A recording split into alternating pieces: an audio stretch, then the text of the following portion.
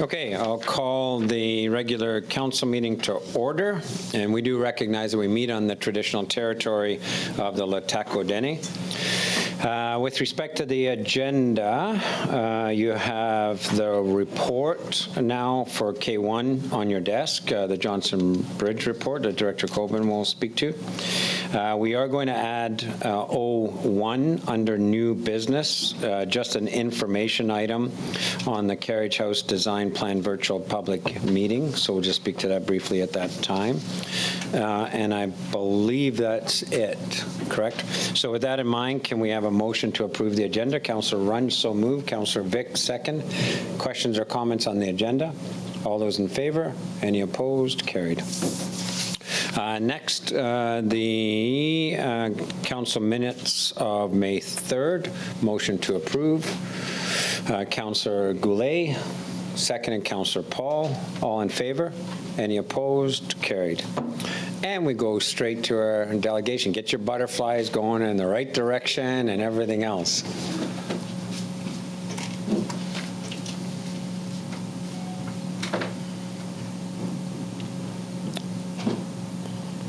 So you can sit there, right? Is that?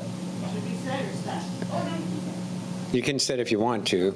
We'll see if you disappear. So this is new technology for us, and so, you know, Coral, for short people, we might have disadvantaged them. You made me cry last time I was here. I was really nervous about it. You helped me out to cry. I won't do that again, because you won't do it this time. But here I am. We can see you, just so you know. Okay. All right. So my name's Coral Byrd. I'm Cindy Mighton. And together we have started GreenHope Society. And we are a food rescue bank that we are starting here in Quesnel. Oh, just a second. I thought you said right click. Rhea. Didn't she?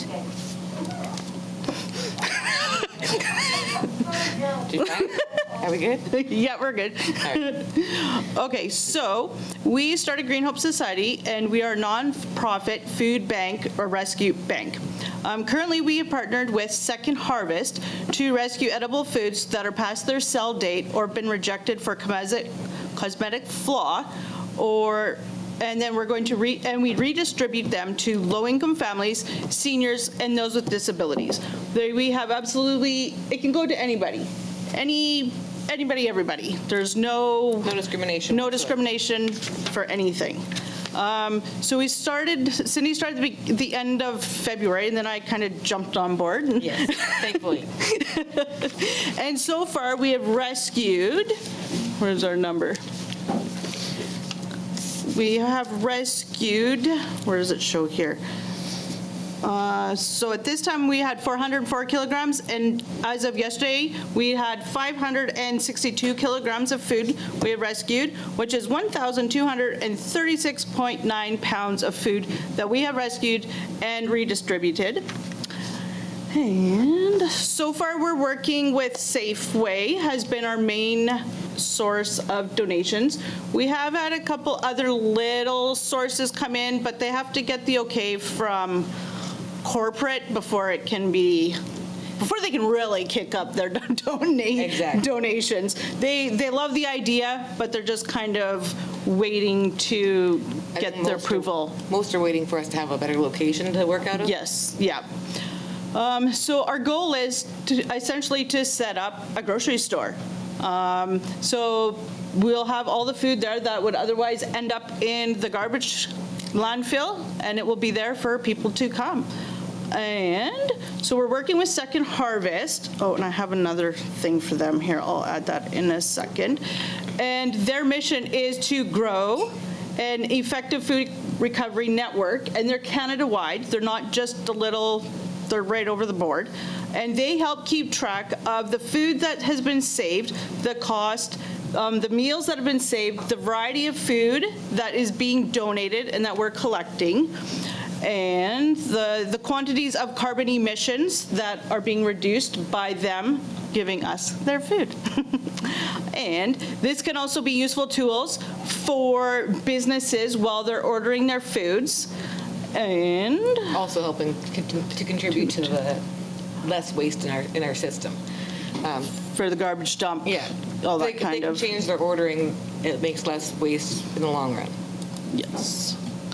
So we've reached out to some of the organizations in town and asked for some letters of support who think that we're amazing and we can do amazing things. So the people, and we have had great comeback, great information from everybody. We have gotten some letters back from Quesnel Community Living Association, Kelsey Anderchuk, who is the independent contractor working as a community social coordinator, North Caribou Agriculture Marketing Association, otherwise known as Farmed, the Quesnel Shelter, and another one just came in From Amy Voss Matching Needs in Quesnel. Yes, and Amy is on Facebook, and she does the matching, Quesnel Matching Needs. She started that in December when Salvation Army closed down. She was just saying that there were so many people on there looking for food, so she started a page, and I kind of helped her a bit when I was doing my food stuff. So in brief, the letters that were written pretty much were, everybody feels a need to increase food insecurity in Quesnel and the area. Everybody's feeling it. There's been first-hand accounts of GreenHope working collaboratively with local businesses and other nonprofit organizations to address food waste and redistribute food to families and those that are asking for it and need it. A reduction in food services affecting children, families, and low-income individuals that can be met through GreenHope. We're open to everybody and anybody. So we have no discriminatory, so anybody and everybody. The Society's mission is to take good food that is past the grocery store expiry and redistribute it. Apples that get a little tiny bruise would otherwise end up in the garbage. It's still edible. It might not be pretty on the shelf, but people can still eat it. And that's the stuff that ends up in the garbage. It's just, a carrot that has the leaf is broken off or something. They throw all that stuff in the garbage. We can still use that. All that stuff is still edible. The effects of COVID-19 on financial stability, putting on strains on families and individuals, and the eagerness of local organizations to work with GreenHope for a common good. We've had amazing comeback. Everybody that we've talked to is absolutely ready to go. So Second Harvest, who we are working through, it's Canada's largest rescue organization and is a global thought leader on food redistribution. Oh my goodness. And their thing is no waste, no hunger.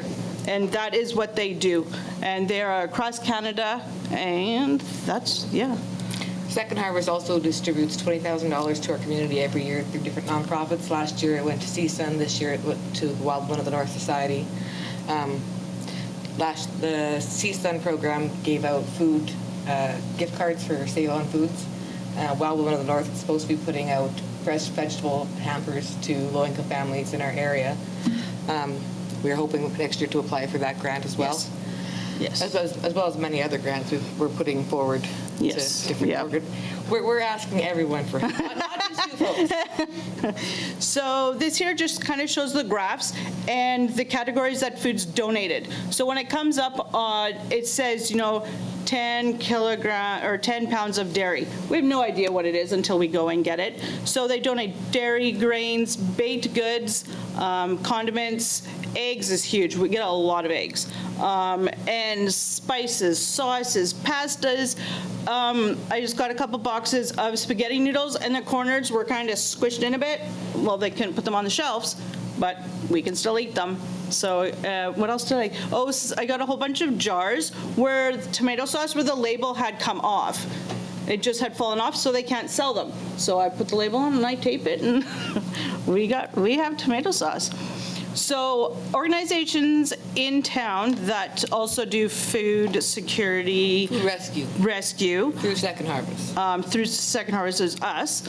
CSUN, Salvation Army, NOPE, which is Northern Network of Peers for Equality, Quesnel Mental Health, Loop Resource, which is for animals, and Canadian Mental Health Association, the Community Food Coordinator. We'll get to that. So Back in 2019, Kristen Balask, she did a survey. I don't know if you call it a survey. What would you call this? I can't. Report? Maybe it's a report. So she was a community food organizer with Canadian Mental Health Association of Northern BC, and so she did a food insecurity survey. That's what it is. So here, food insecurity, having reliable access to enough safe, nutritious, and culturally diverse food. 1 in 5 households in Northern BC are food insecure. I think it's more than that, but we'll go with that. This here shows a population of, so these are Quesnel numbers. The Aboriginal, in BC, blue is Quesnel. The top gray is Canada, and the middle orange is BC. So you can tell the Aboriginal right there is way higher than any other province in Canada. The school-age children in BC, sorry.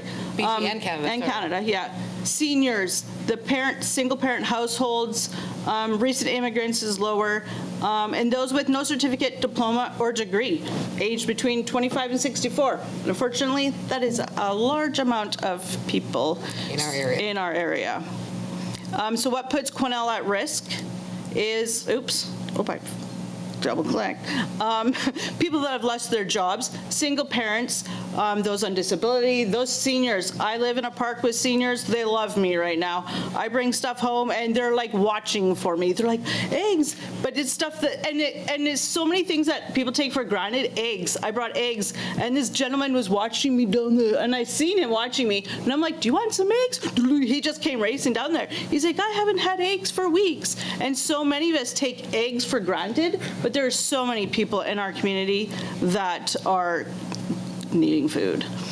And so we have and these numbers are a couple years old, so with the increase in food, I'm sure these numbers are out. So the average monthly cost of nutritional food for a family of 4 in the Northern Health is $1,038. Oh, this is in 2017. So we all know food has Probably double that now. greatly increased since 2017. A family of 4 on income assistance in BC may receive up to $1,301 per month. And out of that, rent needs to be paid, food, bills, gas, insurance, living and stuff. So that leaves $263 to cover shelter, transportation, clothing, school supplies, whatever a family needs to survive. And of course, costs are rising. So some of the current supports that we have is the bi-monthly hampers from Salvation Army. They come out every other month. Food programs offering, yes, okay, and drop-in hot meals that are provided. So those are places like CSUN, Nope. There's a couple churches in town that you can go to, and Salvation Army has the soup kitchen that you can also go to 5 days a week. Are they down to 4?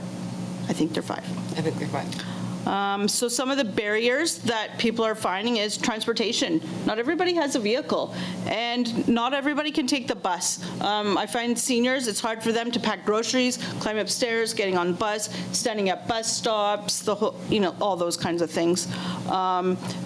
The psychological state of people, anxiety. I cannot go on a bus.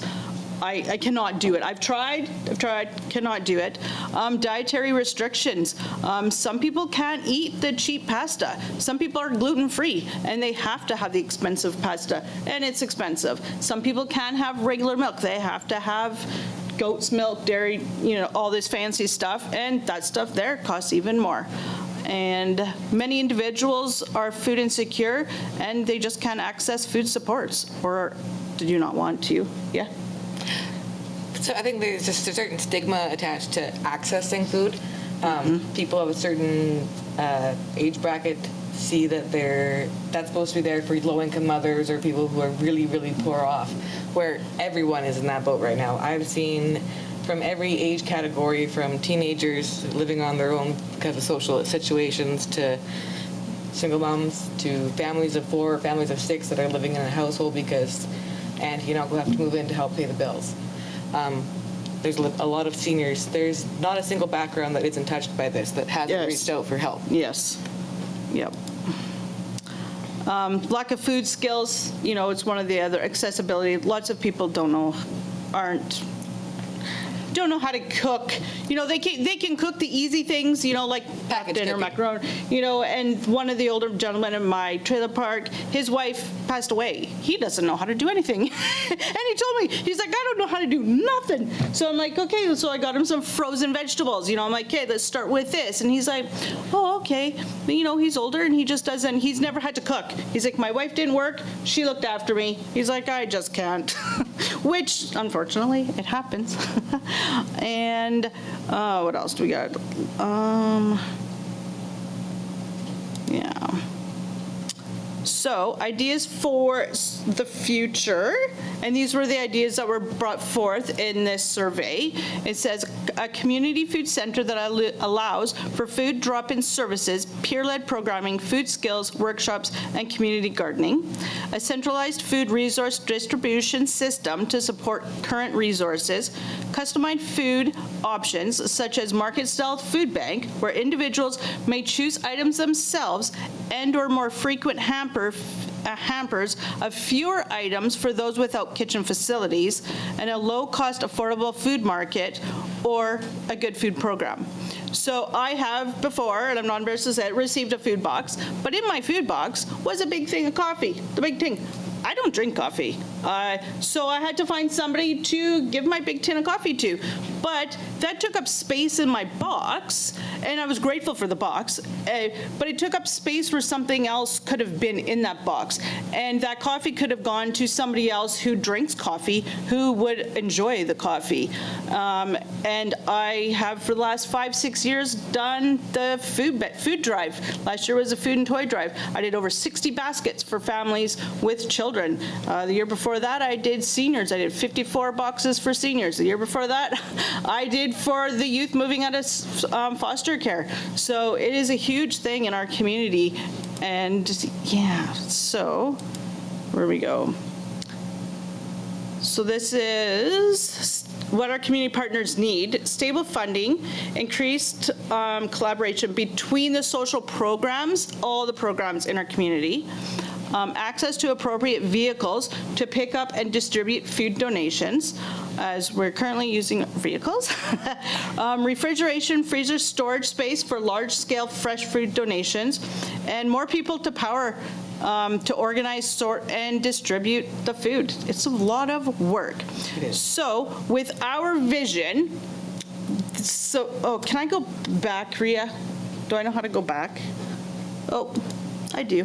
She's got it. Thank you. I just want to say something. So our vision is to essentially have all of these things, most of these things in one.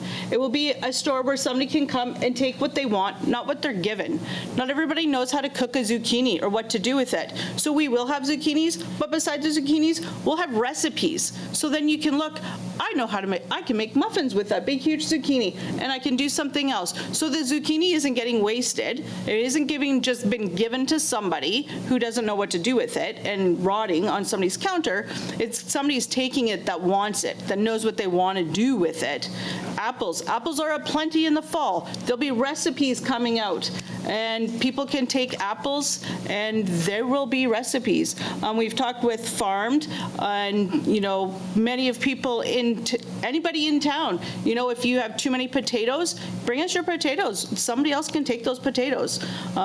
We have seeds we've been giving out to people that have extra room in their garden. They're like, oh, I have a chunk of garden that I don't need no more. Oh, do you want some seeds? We have free seeds. We can give you seeds. You can plant whatever you want. You can keep the food, eat the food, donate the food. You can do whatever you want with the food. But it's somebody eating healthy that might otherwise not be able to have that opportunity. So, with our vision, these are kind of the financials that we have come up with. The rent has changed. We have not secured, what would you call it? Oh, I'm bad with words. We've spoken with the landlady Yep. at the building that Sprout Kitchen is in, Donna Paquette, regarding the use of that space. She likes our idea. She would be thrilled to have us operate in that space. Ideally, she'd like to have a year-long contract or lease agreement with the Yep. triple net with our everything included. Right now, we're planning on a 3-month trial, but obviously most landlords will want more than Yeah. that. So then we would be in the same building as Sprout Kitchen. They're on the one side, and we would be where the barber shop used to be. So we would, be able to use the Sprout Kitchen's equipment, the fridge and freezer, until we can get all our stuff up and going. We get donations 3-4 times a week. We both have stuff in our freezers. I have stuff in my mom's freezer, so we're kind of looking to have a location. We live in very small spaces. She lives in a trailer, and I live in the Yes. smallest house on the west side. Yeah. But we're managing to operate out of our own spaces, and we distribute not just to people in need. We've distributed to breakfast programs. We've distributed to different Organized seniors Yep. organizations who have seniors breakfast. We try to make sure that no one is left out. If we don't have the room to store it, it's going to someone who does have the room. That day. That day. If we get a box of something, I'm like, I have no room in my freezer. Do you have room? Nope. Okay, let's get on the phone. Who could we donate this to? Oh, the breakfast program at this school would love some juice. Perfect. That's where it's going. And there we go. We're not holding on to stuff. It comes in and it goes out just as fast as it's coming in because we don't have the space. So with this vision that we have of opening up in the building with besides Sprout Kitchen there, we have the rent, utilities, fuel, cell phones, because our own personal cell phones, don't always work, and some miscellaneous startup fees and equipment that we'll need. We have and the membership thing. So because we're having the food donated to us, we don't feel like we could sell it to somebody that comes in. So what we'll do is we'll have a membership fee. So for $20 a month, you will be able to access food, and you will also get a newsletter with recipes. So you can either do $20 for the month or $5 for a week, and you'll be able to access those. So with that money, we're then every month having our own income coming in. I've talked to many of people that are like, $20, sure. Am I only allowed to come once a month? No, you can come more than one time a month. You can't even get a bag for $5 at the grocery store. I can't even buy milk and bread for $5. I totally want to do that. Absolutely. This is what we want. We want everybody to feel safe and secure to come in here and access what we have. And with charging and it's a small amount, $20 is a small amount, but it still holds people accountable. So they're not always asking for a free handout. They have to, at some point, still pay for some of their groceries. Obviously, we're not paying for their whole groceries, but with that $20, they still are accountable for their own. Everything we're not giving them is completely free, because I think that is, unfortunately, a problem is people just hand out, and people expect these handouts. They're not being accountable for feeding their own families. And so we have applied for grants with Walmart Global Donations. We're waiting back to hear from them. The community gaming grant doesn't open up again until June. So we have been in contact with Coben Bright, Community Food Coordinator for Canadian Mental Health. Since the beginning of March, we've been going back and forth with him. We've told him our vision. We've requested some guidance and finding some grants and how he could help GreenHope. And we've had little to very little response or help in, I think it's because Coben had his own vision of a stigma-free food bank in actually the same location. Yeah. So if he's might be having trouble accessing grants, I'm not sure what his. Yeah, what the we're not issue- quite sure. We've heard he was trying to do something. He's kind of told us something different. Yeah, we're not quite sure, but we have tried talking with him to help us find more grants. So our 5-year goal is to be the distribution location of donations in Quesnel. So all the food would all come to one location.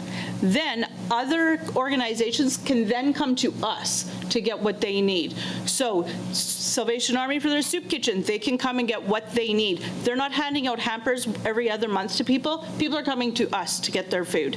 CSUN, all these other programs that have little food that they hand out, they'll all come to us. and come. I've watched in Vancouver, in Kamloops, there's so many programs that run that way.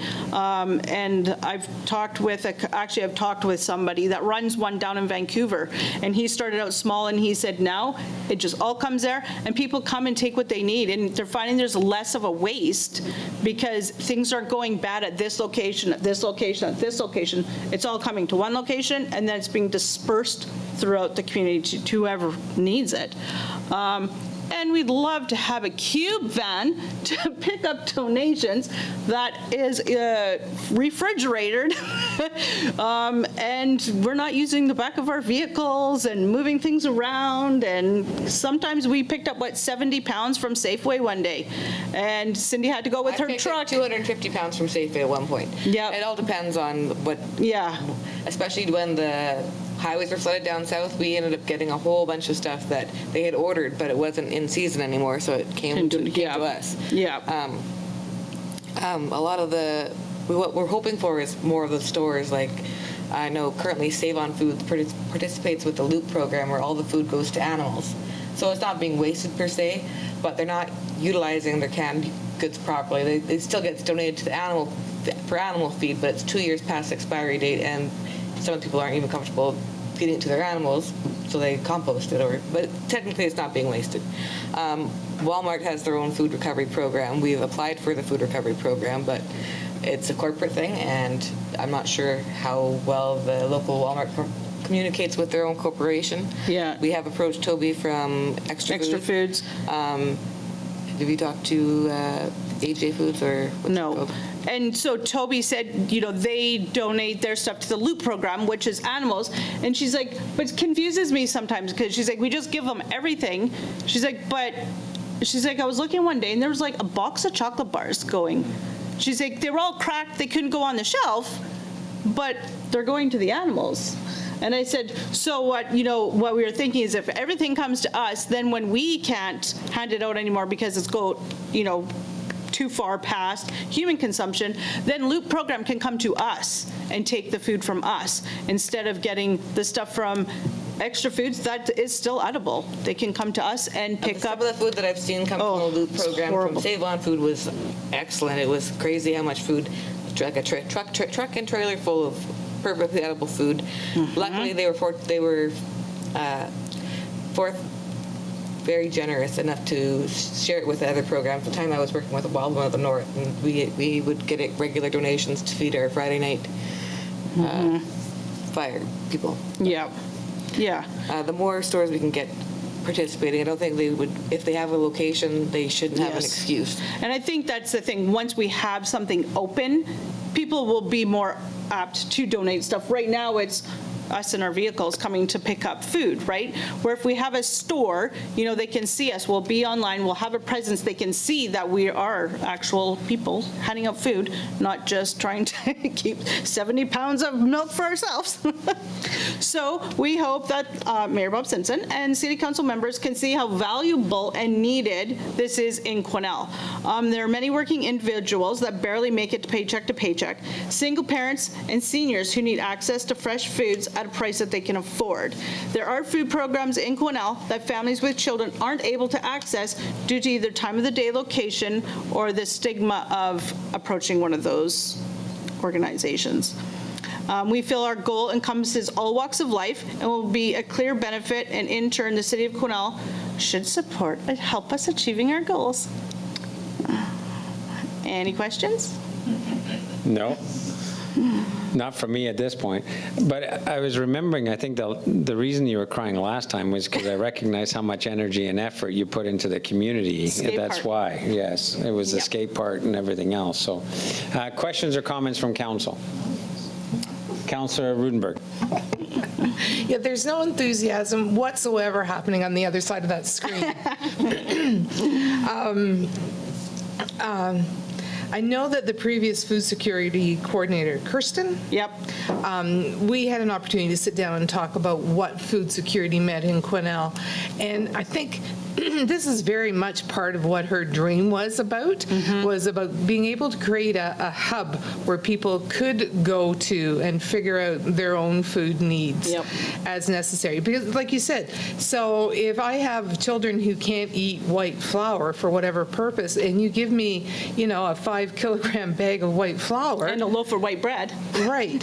So, that opportunity to add a little bit of dignity to an already, situation that nobody really wants to be in is so important. Yes.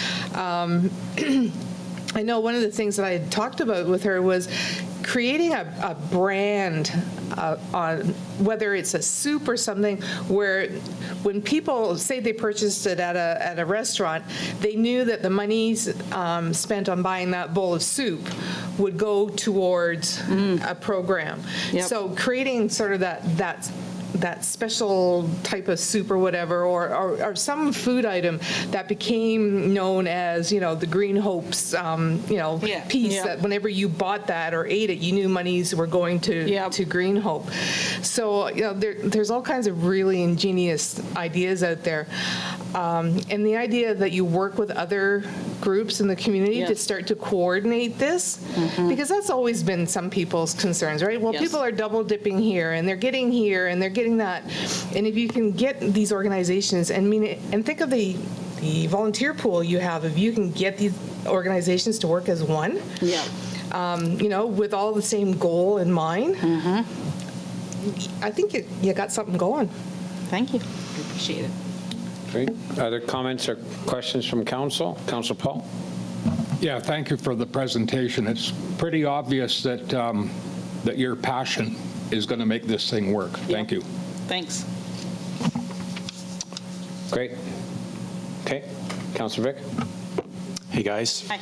I think the crux of your issue is definitely getting a home first, right? All of the things come together. Yeah. And I know Kirsten definitely was trying to achieve that goal. So that the trick is finding sustainable funding to help pay the rent, and then something can coalesce around that. So I really appreciate your effort, applaud your effort, and keep at it for sure. Thanks. Great. I don't have anybody else. And again, I would just echo that. Thank you for your energy in this. And of course, there's an embedded ask in there of us, and we will certainly take it into consideration and have a conversation with staff.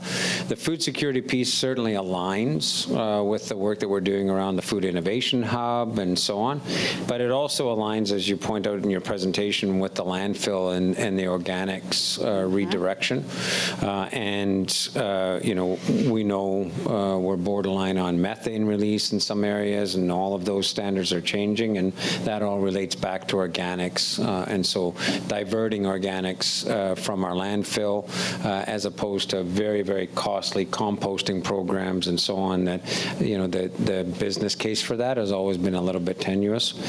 So you're in, I guess my main message is you're in alignment with the objectives of council and with our strategic objectives.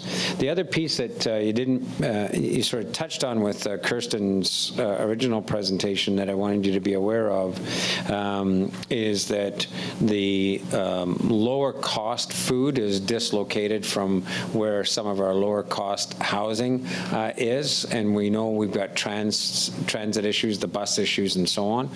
So I have been doing a little bit of work with the South Quesnel Business Association and some of the people who work up in that South Quesnel area, and we're aware that if somehow we can do a better job on our transit for that, and we're going to be doing a little bit of an ad hoc transit review with them, but also some housing up in that area. All of food security is part of the big social puzzle, right? And it shouldn't be separated from it. So I just wanted you to be aware that we're very much aware of that. And I think one of the things that's missing in today's dialogue about affordable housing is that idea of not only affordable food, but if you can get transportation and energy costs out of the system, you free up a lot Yes. of money. So getting people into new housing stock that's highly energy efficient, close to where they work, you start to free up some of those dollars for food as well. So I think we have to work on all fronts, not just make sure that we're not just funding, potentially stopgap measures too, Yes. right? So. Yep.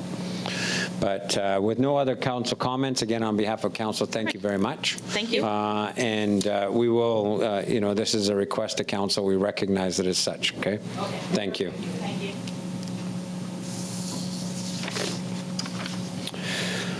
Okay, moving on to our agenda. Maria, do you need to flip screens here? Just while we're getting the screens reset, the report for me is just a quick report. It looks like we are going to be able to advance that funding for the base assessment of Highway 26 power line options. It looks like that's coming together. So I've been working with the Mayor of Wells to make sure that we can expedite that, tighten that report up, and get in front of government and BC Hydro as soon as we can. And again, that's to put us in a position where we're not talking at cross purposes with each other. We have a data set that we can hold them accountable to and trying to resolve some of the issues along there. So that's just quickly to let you know that appears to be successful in getting that funding available. Okay. All right, moving on to staff reports, K1, and Director Coben. Thank you, Mayor. The purpose of this report is to provide an updated cost for repairs to the Johnston Bridge and seek approval to apply for a grant application for $6 million to the capital infrastructure stream of the Strategic Priorities Fund, SPF, through the Canada Community Building Fund in British Columbia. The SPF maximum contribution limit available through an application to this program to a municipality is $6 million. So we're seeking the full $6 million.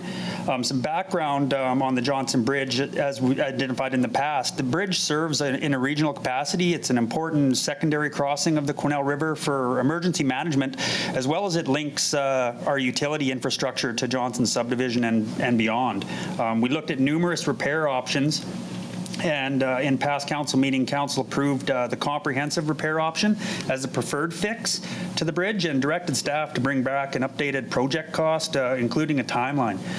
So this repair would restore the available bridge capacity back to the full legal weight rating and provide an estimated service life of 20 years. A number of contractors were re-engaged for some updated pricing. A few of the contractors provided detailed costing, and we took a weighted average of these estimates. Small allowance, it's included for some temporary utility relocates, but the third-party utility providers that do cross the bridge have been notified of this potential project, and they'd be required to remove or relocate their infrastructure. An allowance for some environmental permitting, monitoring, abandoned utility line removal, and cleanup of the bridge is also added to the estimate. And following the estimate, a site visit late last fall was completed by the senior bridge engineer of the city and a contractor.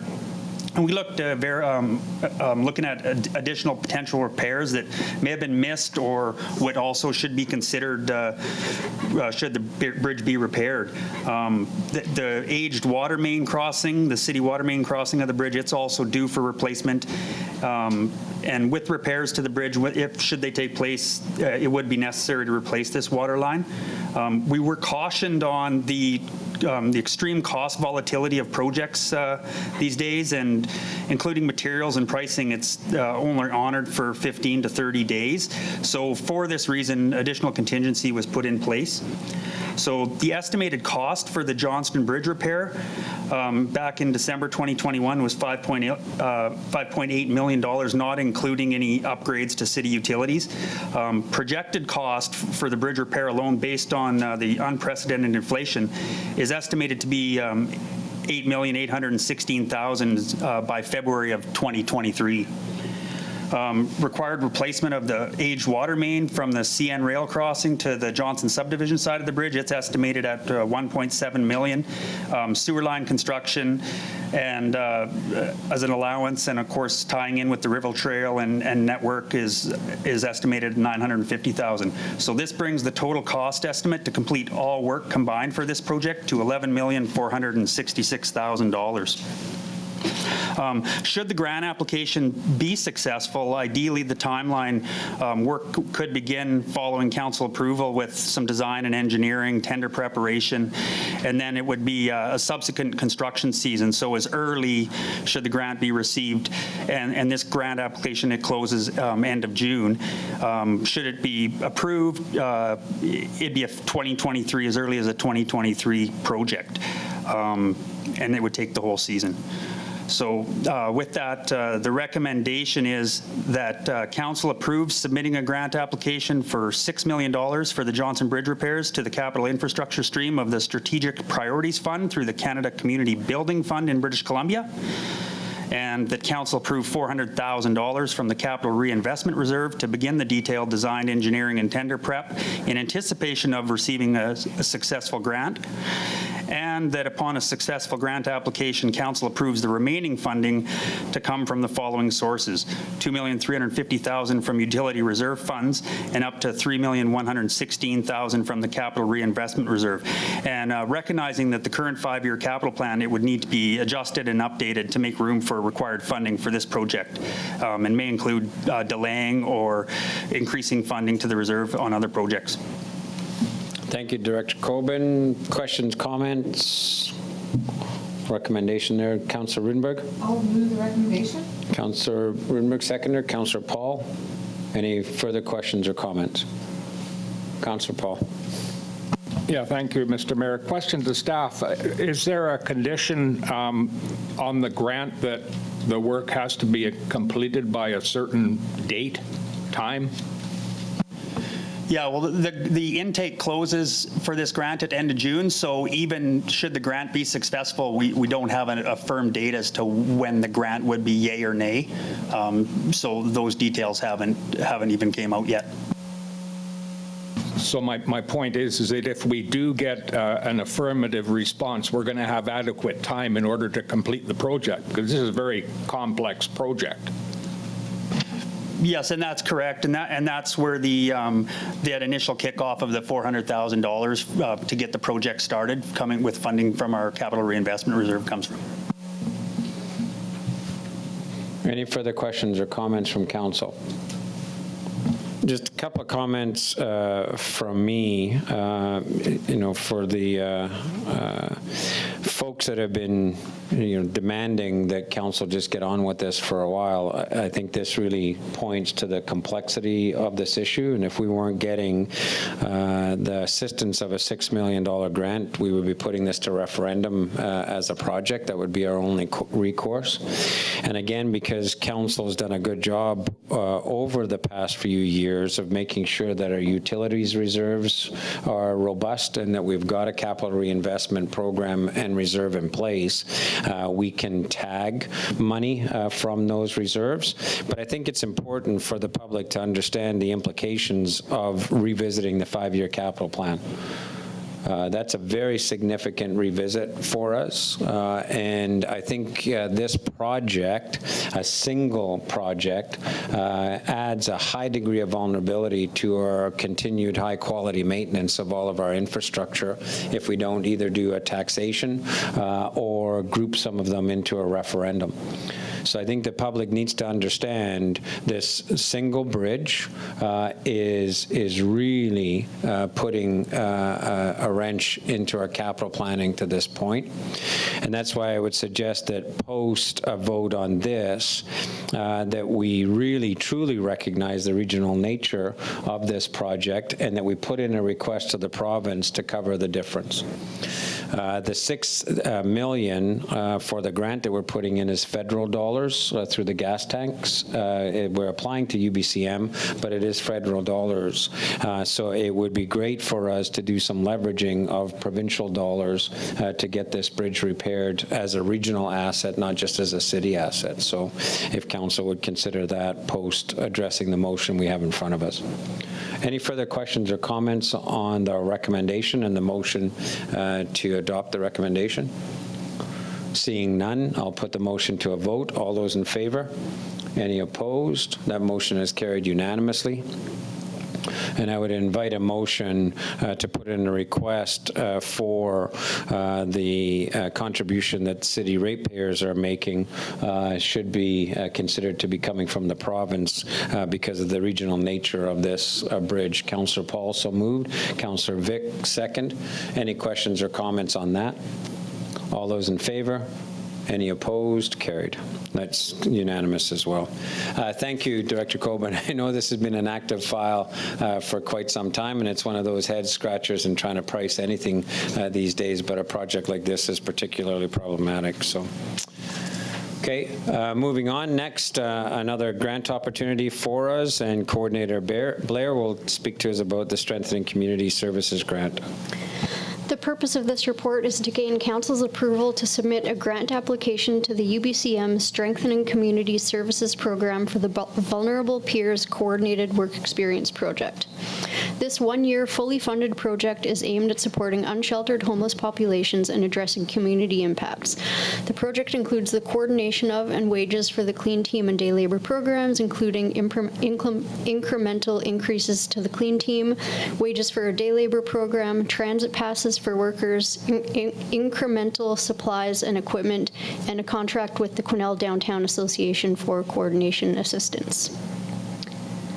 The recommendations are that Quesnel City Council supports the application to the Union of BC Municipalities Strengthening Community Services Grant for up to $111,750 for the Vulnerable Peers Coordinated Work Experience Project, and that Council commits that the City of Quesnel will provide overall grant management for this project. On the recommendation or the report, Councillor Vic so moved. Councillor Goulet second. Questions or comments on the report?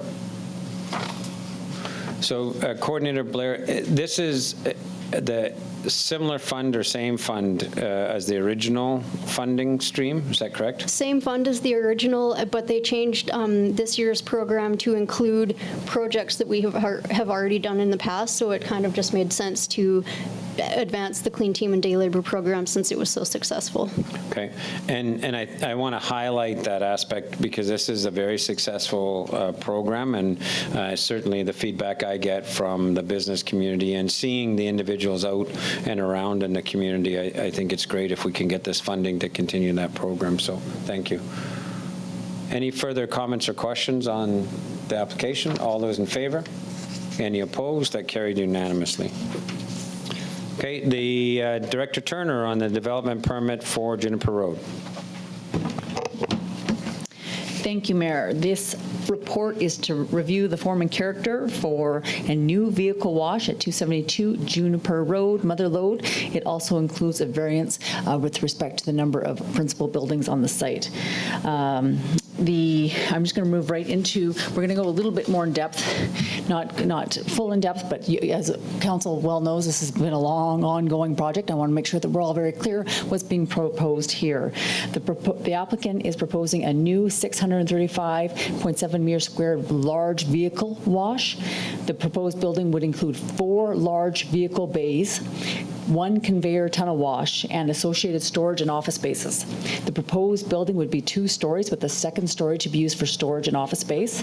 The types of vehicles that are to utilize the large vehicle bays include recreation vehicles and trucks, but do not include semi-trucks. If constructed, this would be the 3rd principal building to be sited on the site, which is the requirement for the variance. A development permit is required to assess the property proposed with respect to form and character.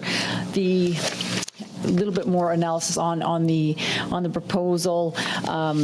the vehicle access and circulation, which has been an issue on this property for a long time. The removal of the highway off-ramp has obviously lessened that. Access and site circulation have caused issues with development in the past, however. The development is currently accessed by 4 separate entrances and exits, which are significantly wider than the standard sizes. This proposed changes will include removing one of those accesses, making the northernmost and southernmost accesses entrance only, and having the central access as exit only. The access changes will lead to a more comprehensive internal traffic flow that directs traffic from the north and southbound central exit. These entrances and exits will be a little bit wider than normal, but again, that is to accommodate these larger vehicles. The site plan attached shows the internal traffic flow. I'm not going to go over parking. Parking is kind of irrelevant on this site. There's way more than enough provided. Servicing and site drainage, we are still currently waiting for the civil drawings, and they will be required prior to building permit. The site is currently drained in a couple of ways, and the Ministry of Environment as well has requested full servicing plans and drainage plans prior to signing off on the project. The developer's aware of that, and we're working towards that. Those are sort of the main issues updates on this project. With regards to notices and public submissions, there were no submissions at the time of writing, but we did receive one just directly right after. The neighboring and abutting property, Ken and Lauren Gassoff did submit, and I'll just read that for council's interest. I am writing this letter in regards to Motherlode Car Wash at 272 Juniper Road. We own the residential property, 2471 Quinnell Hydraulic Road, which is directly behind the car wash. The only request that we have concerning this new bylaw permit is that the adequate privacy fencing and noise screening will be taken into consideration. At this time, we feel the existing fence is not up to par. Thank you. And that was the only submission we received. And again, they did reiterate they had no objections to the overall plan. They just would like that screening to be adequate. So with respect to the recommendation, I'll get into that because there's quite a few subjects to that, and you may have questions on that. And by all means, I'm open to any questions you may have. The recommendation is that Council approve DP 2022-41 for the construction of a 635.7 meters squared, 2-story large vehicle wash on Parcel 1, District Lot 3948, Caribou District Plan, BCP 29566, as proposed on the attached plans, and that Council approves varying Section 4.2 of the City of Quinnell zoning bylaw, number 1880-2019, to permit 3 principal buildings to be located on the subject property, all subject to the completion of the frontage and accesses as proposed prior to issuance of the building permit, a full civil package to be retained from the engineer, submission of the requested information to the Ministry of Environment, a lighting plan is required, sign off from the ministry for the storm going into the pond, or not going into the pond, which would be how it should have been written. Identify snow storage place on the plan. Submission of a geotechnical report as required by BC Building Code. Clear signing should be required at the entrance and exit. Completion of adequate screening in the form of fencing along the property line to minimize noise and sound impacts to the abutting residential property to the east. The fencing along the property line must increase to a minimum of 3 meters with final height to be approved by city staff.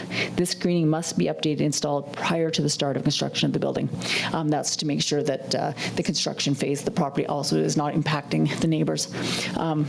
One item to just address quickly, because I know we are asking for further information on the height of what that fence should be. As this is a large vehicle wash, we want to confirm that the 3 meters will be sufficient. Thank you, Director Turner. On this long-standing request, I think it's been around as long as I've been involved in politics, dating back to 2005. So it's good to see Ron being able to advance it. Councillor Paul making the motion. Councillor Paul moving. Seconder on the motion. Councillor Vic. Questions or comments? Councillor Runge. Thank you. For just for clarification, so on the subject to number 5 is sign off from the ministry for the storm not going into the pond, right? That not's going to be added in? That's correct. That the stormwater will not be advancing into the pond is basically will be there is their concern. Okay.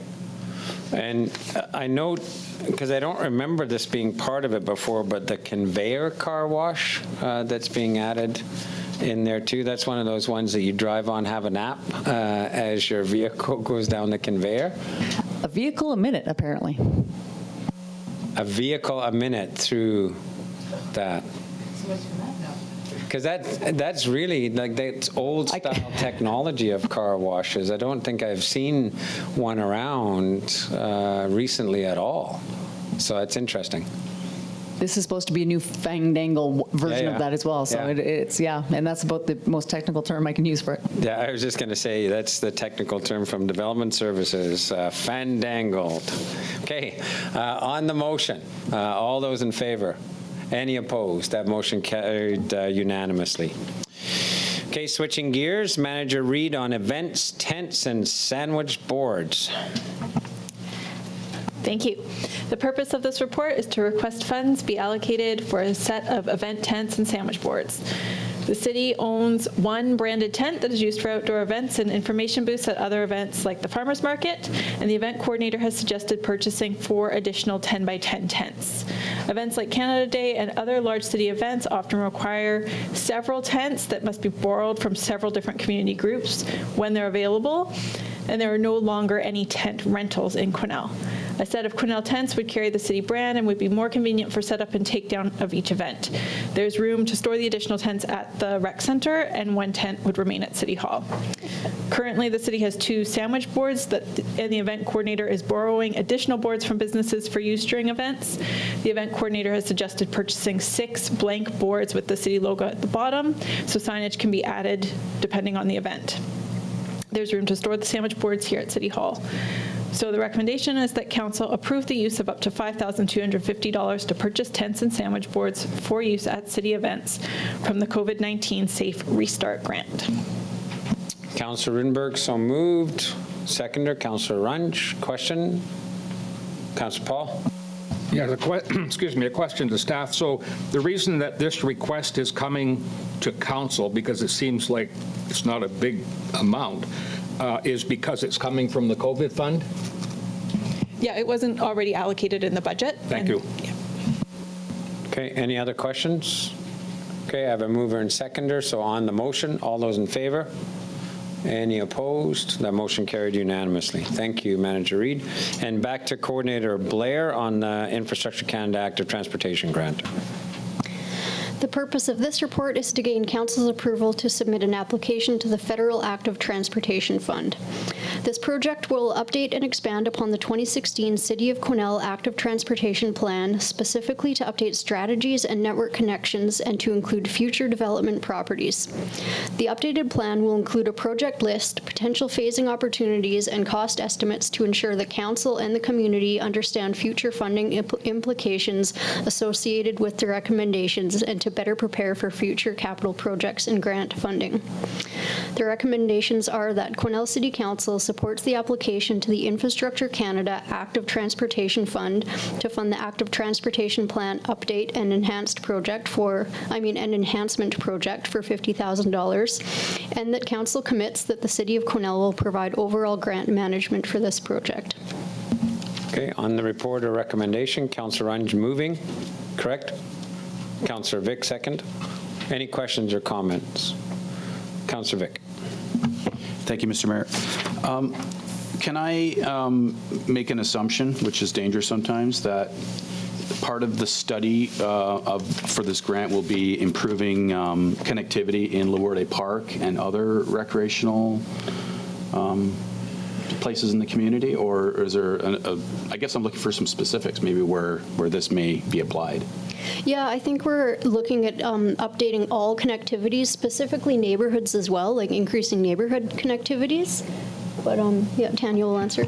And this, we expect this grant to be a little bit out, so this may not be, there may be other options that happen prior to that, but definitely this, with all of the development we are anticipating in our community over the next little while, we are very interested in making sure that we relook at a higher level of the connectivity that's occurring between our community, neighborhoods, commercial areas, et cetera.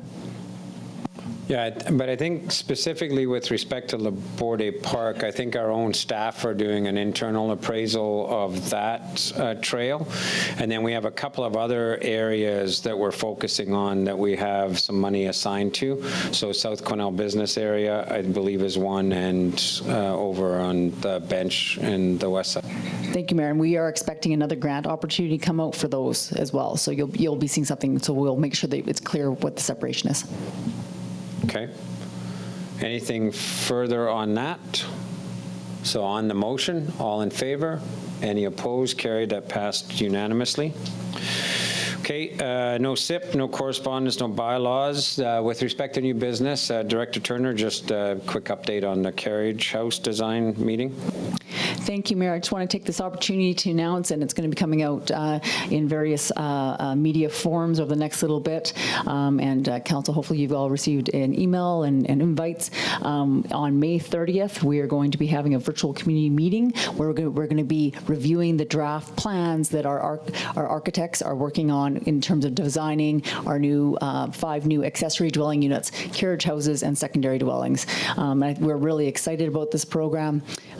We are excited about the opportunity that it's going to give our community to understand the opportunities here. Although we understand that they've been around for a long time, certainly our community has not had a lot of uptake in this area, and we're really wanting to encourage people to rethink about that and think about how these could be utilized to increase our housing inventory in the community. So, and all the great reasons to do so and think about it. So, we will be putting out tons of media. The brochure is here, and I definitely encourage council, and we'll be encouraging our staff. And we have one great staff member here who's already taken place in a focus group session.